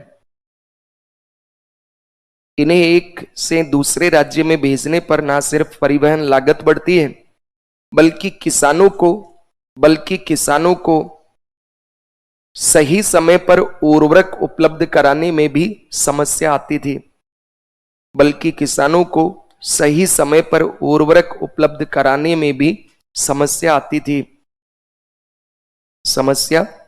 थी,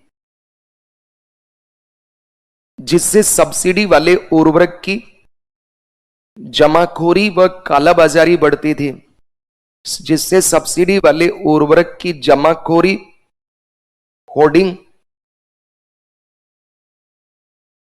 व कालाबाजारी, due to which hoarding and black marketing of subsidized fertilizers, due to which hoarding and black marketing of subsidized fertilizers used to get increased,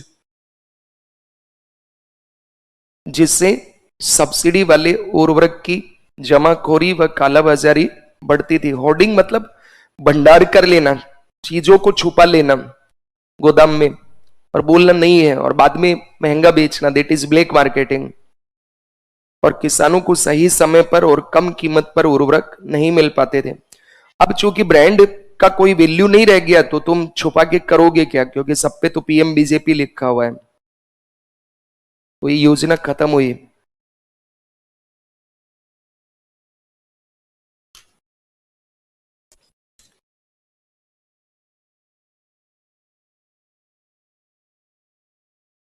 लिख लिया, याद हुआ?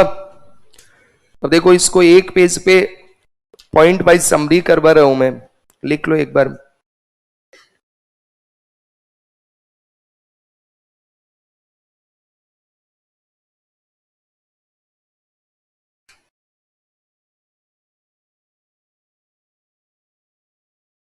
योजना का नाम क्या है? One nation one fertiliser. किस योजना के अंतर्गत प्रारंभ हुई? प्रधानमंत्री भारतीय जन उर्वरक परियोजना। कब शुरू हुई? 17 अक्टूबर 2022। इसमें क्या होता है कि जितने भी जो केमिकल फर्टिलाइजर्स हैं उन सबको किस नाम से बेचा जाएगा? भारत ब्रांड के नाम से। अलग अलग ब्रांड का चक्कर खत्म, तो किसान को फायदा क्या होगा? कम कीमत पे उसको फर्टिलाइजर मिलेगा, सारे किसानों को लाभ हो जाएगा। ठीक है, तो ये अब नया सिस्टम ये है, पुराना वाला खत्म हो गया। तो ये है जैसे इसका समरी।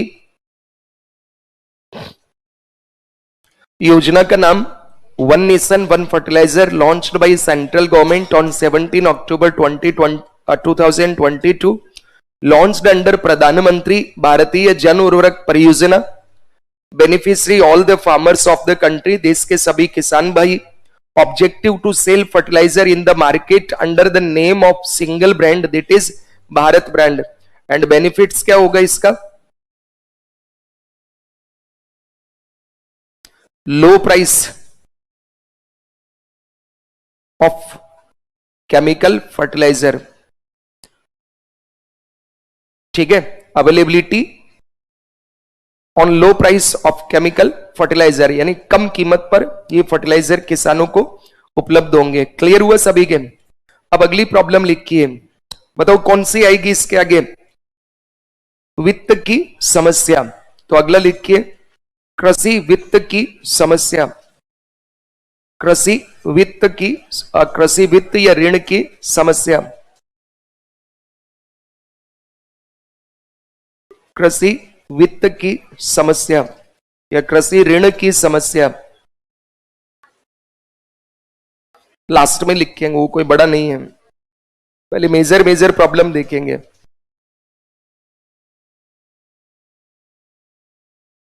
कृषि ऋण की समस्या, the problem of agricultural loan या क्रेडिट। तो इसको समझो बच्चों एक बार, है ना, ऐसे ताकि याद हो जाए दिमाग में। कृषि ऋण जो है वो किसान को दो कामों के लिए चाहिए होता है। एक प्रोडक्शन कार्यों के लिए, किसके लिए? प्रोडक्शन यानी उत्पादन कार्यों के लिए, उत्पादन कार्यों हेतु, फॉर प्रोडक्शन एक्टिविटीज।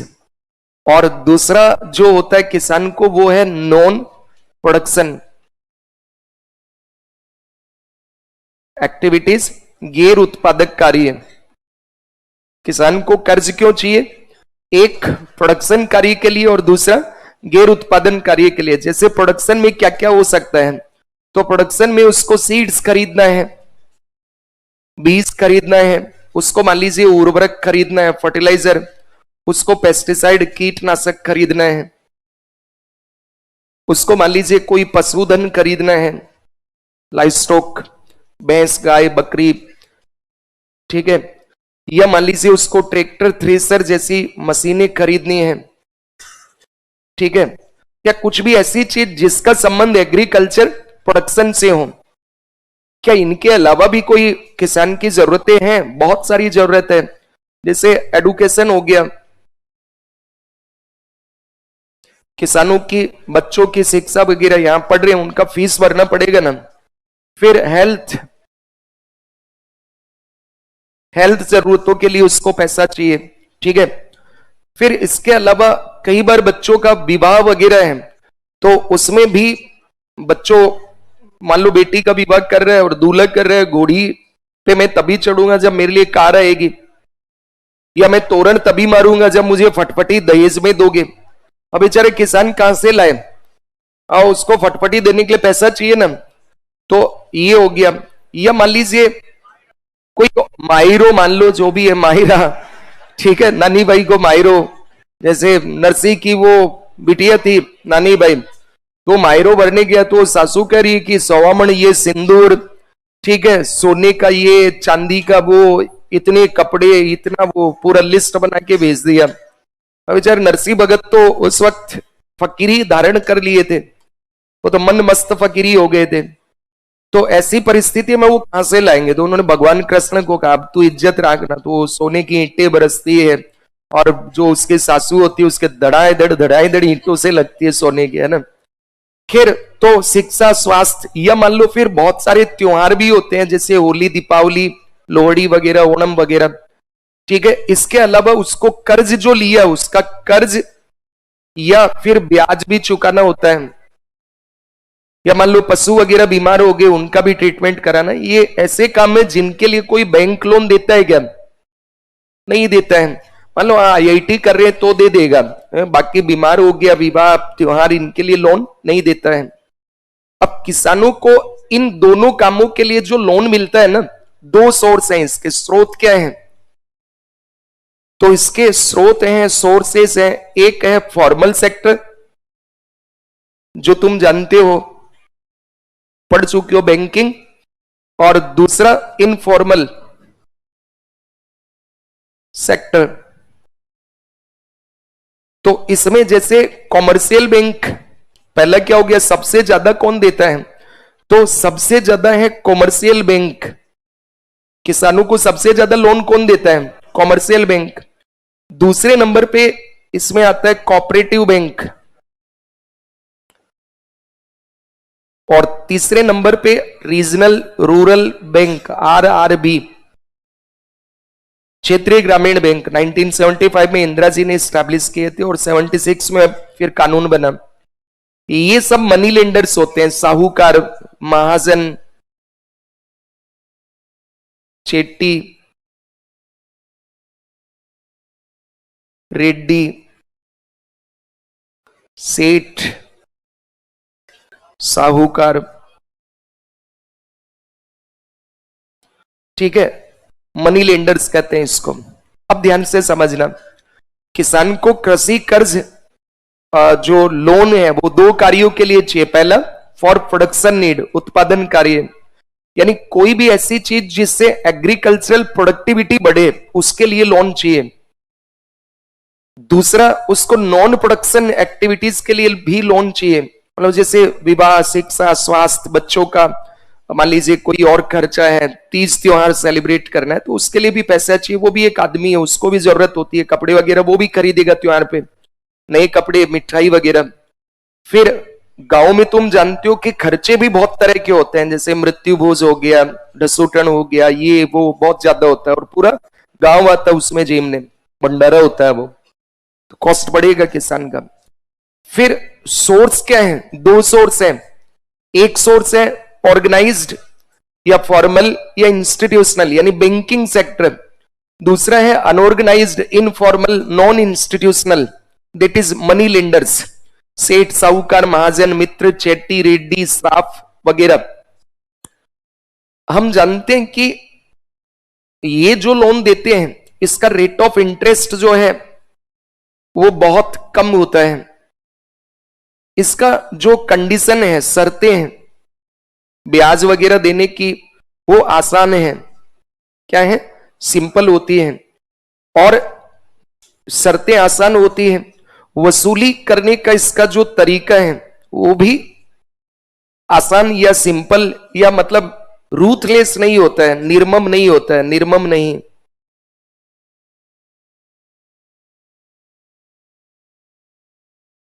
और इधर वाले जो हैं मनी लेंडर्स, ये जस्ट अपोजिट है, rate of interest very high, शर्तें, conditions are very tough and process of recovery are ruthless.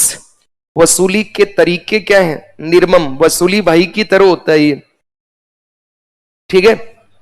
तो ब्याज दर बहुत ज्यादा, जैसे 2 रुपया सैकड़ा, 3 रुपया सैकड़ा, 5 रुपया सैकड़ा, इस तरह से होता है।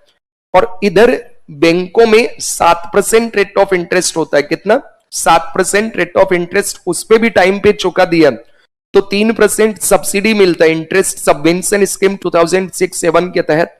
तो इफेक्टिव कितना हो गया?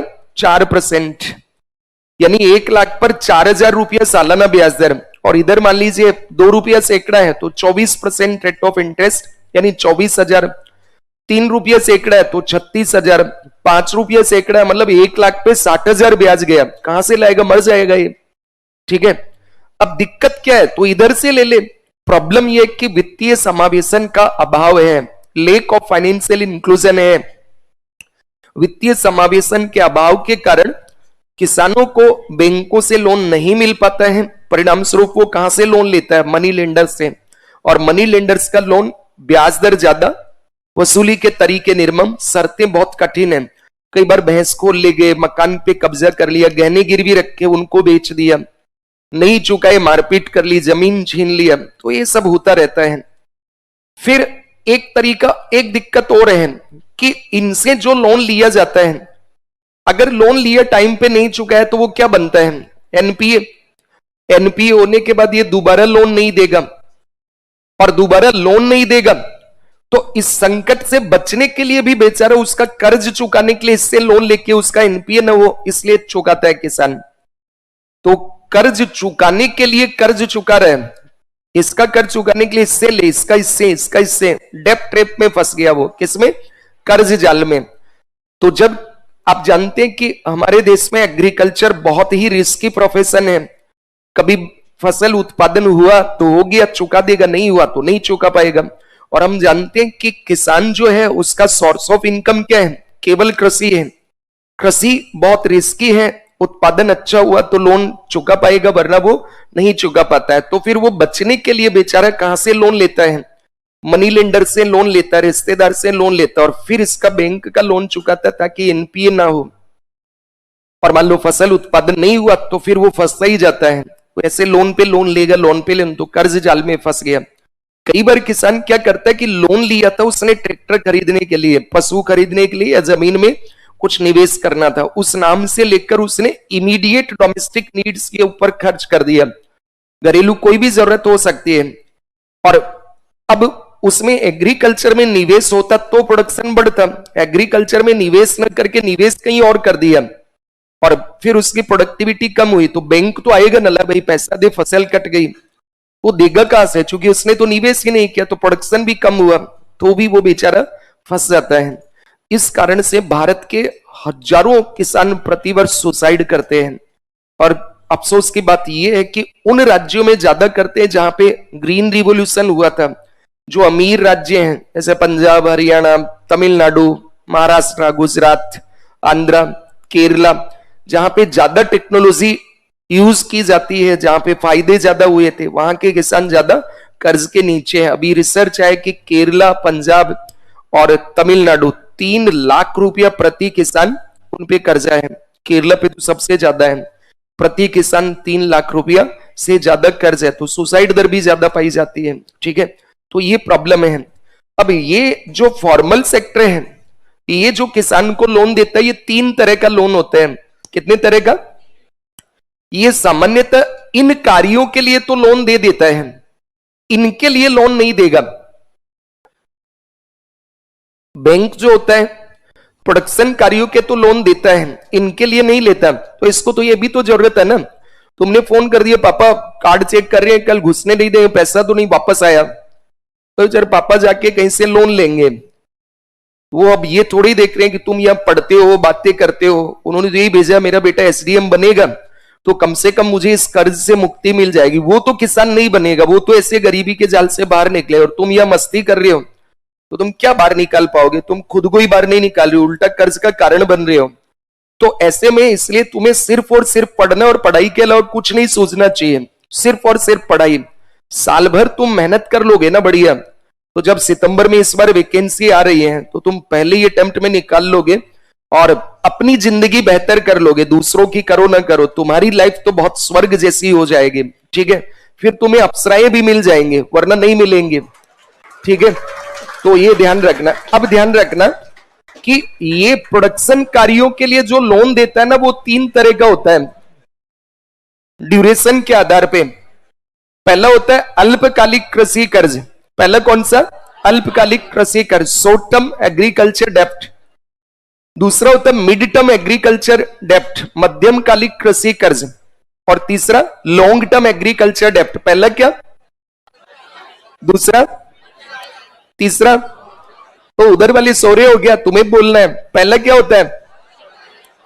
15 माह तक के लिए जो कृषि कर्ज दिया जाता है उसको कहते हैं अल्पकालिक कृषि कर्ज। क्योंकि एग्रीकल्चर इंडस्ट्री में आपने पढ़ा था 1 वर्ष से कम तो शॉर्ट टर्म, 1 वर्ष से ज्यादा तो लॉन्ग टर्म। यहां उल्टा है, 15 माह तक के लिए खाद, बीज, चारा वगैरह खरीदने के लिए छोटी मोटी जरूरतों के लिए जो लोन दिया जाता है उसको क्या बोलते हैं? Short term agriculture loan.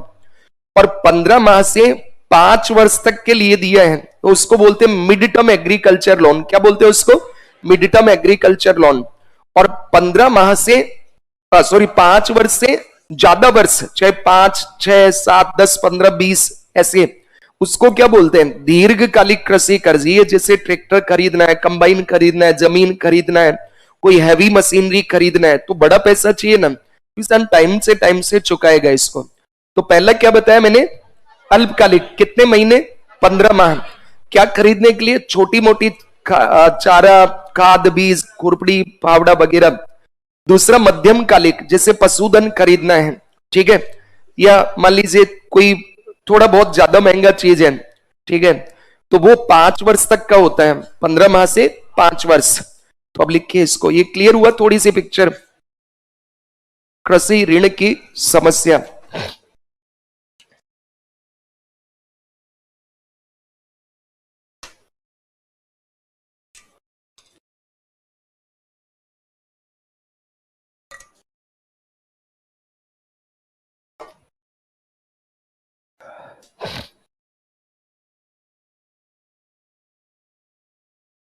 कृषि ऋण की समस्या।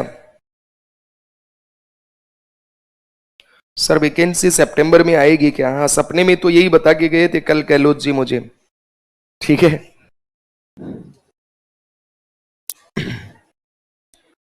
सर ब्याज दरों को 2 रुपया सैकड़ा, 3 रुपया सैकड़ा का मतलब क्या है? मतलब 2 रुपया सैकड़े को 12 से गुणा कर दो तो ब्याज दर क्या हो जाएगी? 24। 3 है तो 12 तिया 36, 4 है तो 12 चौके 48, 5 रुपया सैकड़ा मतलब 60% रेट ऑफ इंटरेस्ट एनुअली।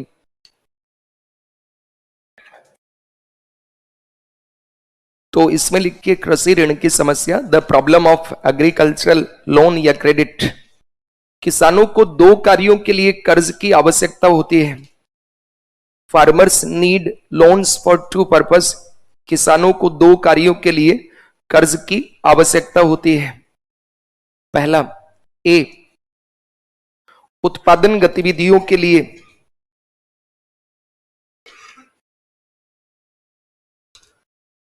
किसानों को दो कार्यों के लिए कर्ज की आवश्यकता होती है। पहला, उत्पादन गतिविधियों के लिए, for production activities, example to buy seeds, manure, fertiliser, agricultural equipment. उत्पादन गतिविधियों के लिए जैसे बीज, खाद, उर्वरक, कृषि उपकरण, भूमि आदि खरीदने हेतु।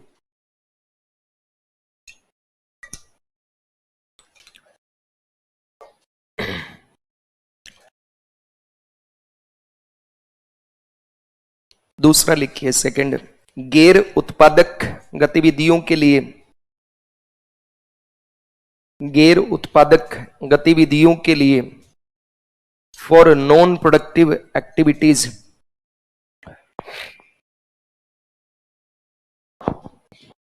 विक्स की गोली है किसी के पास? विक्स देना बेटा, एक है तो। हाँ लिखिए दूसरा, नॉन प्रोडक्टिव एक्टिविटीज। यस, अच्छा 2 तारीख को। It is time to celebration, be happy. Your bhandara will happening on 2 March 2023। 9 बजे से गुलाब जामुन मिलेगा, उसमें हलवा मिलेगा, पनीर की सब्जी मिलेगी, रायता मिलेगा, तो जो तुम मांगे थे वो सब मिलेगा, चिंता मत करो, है ना। Thank you. बच्चे तो काफी देर से वेट कर रहे थे कि सर आए। ये हसनैन भैया है, तो इनके लिए ताली बजाओ। देखो भंडारे की न्यूज लिख के आए,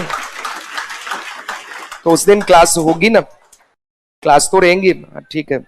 चलो थैंक यू बेटा। पर ऐसे फेंक के नहीं देते हैं, है ना, प्यार से। चलो लिखो इसको, गैर उत्पादक गतिविधियों के लिए। भोजन को फेंकते नहीं है।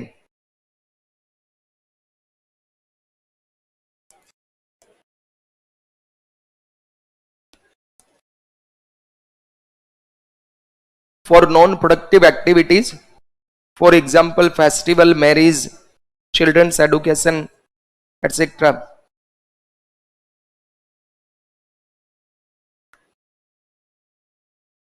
गैर उत्पादक गतिविधियों के लिए, तो 2 कामों के लिए कर्ज चाहिए, ये तुम्हारे दिमाग में बैठ गया ना। अब लिखिए उपर्युक्त दोनों प्रकार की कृषि कर्ज आवश्यकताओं के लिए, उपर्युक्त दोनों प्रकार की कृषि कर्ज आवश्यकताओं के लिए कर्ज देने हेतु 2 स्रोत होते हैं। कर्ज देने हेतु 2 स्रोत, सोर्सेज होते हैं। There are 2 sources of credit for the above 2 types of agricultural credit requirements. अब इसको क्या क्या लिख सकते हैं हम, तो एक बार समझ लेना। संस्थागत लिख दो तो भी वही बात है, ठीक है। फॉर्मल लिख दो तो भी वही बात है, मतलब संस्थागत ऑर्गेनाइज्ड, फॉर्मल औपचारिक, और तीसरा संगठित, ठीक है, संगठित क्षेत्र ऑर्गेनाइज्ड, इनफॉर्मल अनऑर्गेनाइज्ड, और एक असंगठित क्षेत्र, ठीक है। इंग्लिश में क्या क्या होगा, तो अनऑर्गेनाइज्ड, इनफॉर्मल या फिर नॉन इंस्टीट्यूशनल। हिंदी में गैर संस्थागत, असंगठित या फिर अनौपचारिक। चेट्टी जो होते हैं वो केरला और तमिलनाडु में होते हैं। रेड्डी होते हैं ये आंध्रा, कर्नाटका उधर पाए जाते हैं, तेलंगाना इधर। मनी लेंडर्स होते हैं। महाजन पाए जाते हैं इंदौर और महाराष्ट्र। अपने इधर होते हैं सेठ साहूकार। जमींदार होते हैं वेस्ट बंगाल, यूपी, बिहार, जहां जमींदारी व्यवस्था थी, ठीक है। सब मनी लेंडर्स होते हैं, ये कर्ज देने वाले, है ना, सूदखोर। क्या लाला जी बोल दो, एक ही बात है। वो तो फिर लोकल बात हो गया ना, लाला जी क्या हालचाल है, वो लोकल टर्म हो गया राजस्थानी।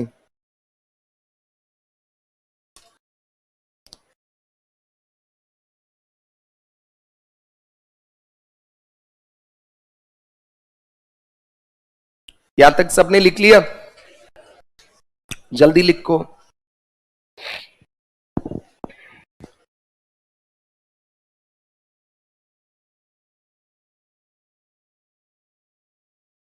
अब कितने प्रकार का कृषि कर्ज बताया था आपको? पहला अल्पकालिक, दूसरा, तीसरा। तो अल्पकालिक मतलब याद है ना, 15 माह तक। मध्यमकालिक 15 माह से 5 वर्ष, और दीर्घकालिक 5 वर्ष से ज्यादा। तो यहां तक सबका हो गया, आगे बढ़ो। सामान्यतः किसानों को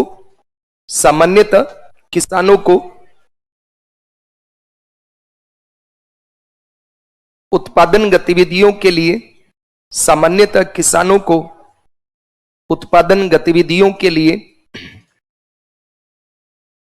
संस्थागत कर्ज बैंकों से प्राप्त हो जाता है। सामान्यतः किसानों को उत्पादन गतिविधियों के लिए संस्थागत कर्ज बैंकों से प्राप्त हो जाता है। बैंकों से प्राप्त हो जाता है। Generally, farmers get institutional credit from banks for production activities.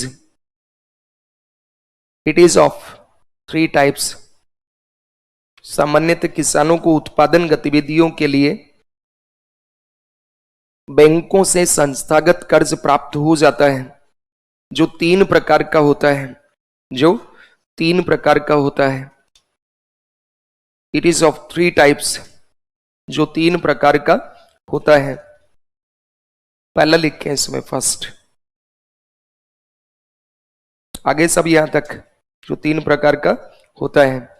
पहला लिखिए अल्पकालीन कृषि कर्ज, शॉर्ट टर्म एग्रीकल्चर लोन। अल्पकालीन कृषि कर्ज,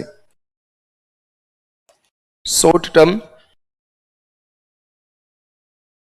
एग्रीकल्चर लोन, अल्पकालीन कृषि कर्ज। और डेस देके इसमें लिखें, यह 15 महीनों तक के लिए दिया जाता है। यह 15 महीनों तक के लिए दिया जाता है। जैसे खाद, बीज, चारा आदि खरीदने हेतु यह 15 माह या महीनों तक के लिए दिया जाता है। जैसे खाद, बीज, चारा आदि खरीदने हेतु। It is provided for up to 15 months. It is provided for up to 15 months, like for buying fertilizers, seeds, fodder, etc. जैसे खाद, बीज, चारा आदि खरीदने हेतु। फिर दूसरा लिखिए, सेकंड, मध्यमकालीन कृषि कर्ज। मध्यमकालीन कृषि कर्ज, मिड टर्म एग्रीकल्चर लोन। ये ध्यान रखना, ये विभाजन कृषि के लिए, इंडस्ट्री के लिए लागू नहीं होगा। इंडस्ट्री में 1 वर्ष तक है तो शॉर्ट टर्म, उससे ज्यादा है तो लॉन्ग टर्म। मध्यमकालीन कृषि कर्ज यह 15 माह से 5 वर्ष हेतु दिया जाता है। यह 15 माह से 5 वर्ष हेतु दिया जाता है।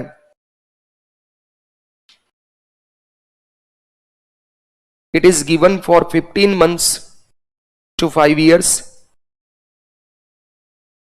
यह 15 माह से 5 वर्ष हेतु दिया जाता है। जैसे कृषि उपकरण, पशुधन, कृषि औजार आदि खरीदने हेतु यह 15 माह से 5 वर्ष हेतु दिया जाता है। जैसे कृषि उपकरण, पशुधन, कृषि औजार आदि खरीदने हेतु। फिर दीर्घकालीन कृषि कर्ज। दीर्घकालीन कृषि कर्ज दीर्घकालीन कृषि कर्ज। और इसमें लिखिए, यह 5 वर्ष से अधिक समय के लिए होता है। यह 5 वर्ष से अधिक समय, अब 6, 7, 10, 20 कुछ भी हो सकता है। 5 वर्ष से अधिक समय के लिए होता है। जो जमीन, कृषि मशीनरी आदि खरीदने के लिए दिया जाता है। जमीन ले लो, ट्रैक्टर, थ्रेसर, कंबाइन, कुछ भी खरीद सकते हैं। It is given for 5 years to 20 years, like to buy tractor, thresher, combine, built warehouse and cold storage, etc.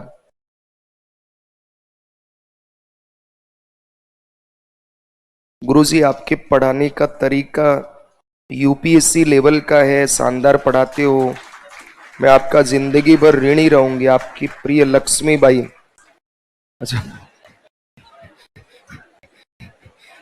चलो थैंक यू, किसी को पसंद तो आया मेरा पढ़ाने का तरीका, वरना तो वैसे ही मैं डांटता ही रहता हूं बच्चों को। अब सायरा बानो केस आपने कल पूछा था मुझसे, है ना? 2 मिनट में ब्रीफली बता रहा हूं। मतलब ये शायद 1985 का केस है, जब राजीव गांधी जी प्रधानमंत्री थे और पूर्ण बहुमत की सरकार थी। सायरा बानो 62 वर्ष की एक महिला थी, एमपी की महिला है, माइनॉरिटी से। उनके 5 बच्चे थे। 62 वर्ष में उनके पति ने उनको बोल दिया तलाक तलाक तलाक, चलो उनका तलाक हो गया। अब चूंकि मुस्लिम संप्रदाय में ऐसा प्रथा थी कि भाई अगर पति 3 तलाक बोल दे तो संबंध विच्छेद हो जाते हैं, कि भाई तुम दोनों सेपरेट हो गए। अब तो उस महिला ने केस दायर किया कि भाई मैं बुढ़ापे में कहां जाऊं, मेरे 5 बच्चे हैं, इनका भरण पोषण भी करना है। और उनके पति थे वो वकील थे, तो कहा कि मुझे आप क्षतिपूर्ति दीजिए। ऐसे होता है ना कि क्षतिपूर्ति इन द सेंस कि मासिक कुछ पैसा दो ताकि हम जीवन गुजारा कर सके। गुजारा भत्ता इसको कहते हैं एक तरह से। इसका एक टर्म है, अभी वो भूल रहा हूं हिंदी में क्या बोलते हैं। हाँ, मेंटेनेंस कह सकते हैं ऐसे, मान लो। मतलब भाई जीवन जीने के लिए पैसा तो चाहिए ना, बच्चे भी छोटे हैं और बुढ़ापे में कहां जाऊं मैं। तो अब ध्यान से सुनो, नहीं तो फिर मैं वापस लिखवाऊंगा इस पे। उस महिला ने केस किया और सुप्रीम कोर्ट ने महिला के पक्ष में यह दिया, धारा 125 का इस्तेमाल करते हुए, कि चाहे कोई महिला किसी भी धर्म की हो, हिंदू धर्म, ईसाई धर्म, बौद्ध, सिख या मुस्लिम, उन्हें गुजारा भत्ता पाने का अधिकार है।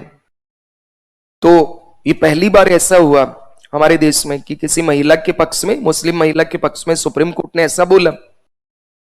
तो उस समय क्या हुआ कि जो हमारे मुस्लिम ब्रदर्स है उन्होंने इसको नेशनल इश्यू बना दिया और बहुत आंदोलन हुआ उसके खिलाफ कि हमारे धार्मिक मामलों में हस्तक्षेप है। पर्सनल मामले जो है वो हर धर्म के अपने अपने हैं, मुस्लिम का अलग है, हिंदू का अलग है, और हर धर्मों में कोई ना कोई समस्या होती है। तो आप ये जो फैसला दिया है न्यायपालिका ने, ये हमारे पर्सनल जो लॉ है उसमें सीधा हमला है। तो अब सुप्रीम कोर्ट ने तो आदेश दे दिया। तो सुप्रीम कोर्ट का आदेश रद्द करने के लिए तत्कालीन कांग्रेस सरकार यानी राजीव गांधी जी सरकार जो बहुमत में थी उस पर दबाव डाला।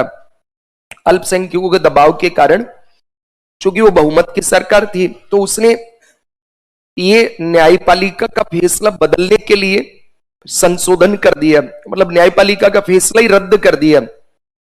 और रद्द करते ही क्या हो गया कि भाई जो साहबानो है उसको मेंटेनेंस नहीं मिलेगा। और वो बेचारी रोड पे आ गई। उसने काफी इसके लिए किया लेकिन उसको न्याय नहीं मिला। अब उसके लगभग 30 साल बाद, शायद 2019 में, एक सायरा बानो नाम की महिला है, सायरा बानो, सेम उसके साथ भी ऐसी ही घटना हुई। तो ये वापस केस गया तो नरेंद्र मोदी सरकार ने ट्रिपल तलाक को ही खत्म कर दिया कि भाई अब ट्रिपल तलाक नहीं होगा, अवैध है। और कैसे किया, तो माननीय सुप्रीम कोर्ट ने आदेश दिया सरकार को कि आप ट्रिपल तलाक को बैन करो। ठीक है, इंस्टेंट जो तलाक तलाक तलाक के गुस्से में बोल दिया, मान लो ठीक है तुमने भोजन अच्छा नहीं बना, जाओ तलाक तलाक तलाक, हो गया, गुस्से में बोल दिया उसने। लेकिन अब बोल दिया तो भाई वो तलाक हो गया। तो सायरा बानो नाम की महिला, उसके साथ 2019 में ऐसा ही हुआ इसी केस से फिर भारत सरकार ने क्या किया कि ये ट्रिपल तलाक जो है वो गलत है और इसको अवैध करार कर दिया। ठीक है, तो कानून बना दिए कि भाई ट्रिपल तलाक जो है वो बैन होगा। तो एक सरकार ने क्या किया था, ट्रिपल तलाक को जो महिला थी सायरा बानो, जो पीड़ित महिला थी 62 वर्ष की, 5 बच्चे थे, और उसको सुप्रीम कोर्ट से न्याय मिला, लेकिन संसद ने उसको खारिज कर दिया। अब उल्टा हो गया, सुप्रीम कोर्ट ने सरकार को कहा कि ट्रिपल तलाक के खिलाफ आप कुछ कानून बनाओ। वो मोदी सरकार ने क्या किया, कानून बना दिया। तो अब अल्पसंख्यक लोगों ने अब भी कहा कि हमारे पर्सनल लॉ में इंटरफेयर है। ये इसी साहबानो के 1985 की घटना, इसके बाद में ही मुस्लिम पर्सनल लॉ बोर्ड बना था, और उसका ये था कि भाई आप पूरे देश में आंदोलन करो इसके खिलाफ, कि धार्मिक मामलों में हस्तक्षेप ना करें इस तरह से।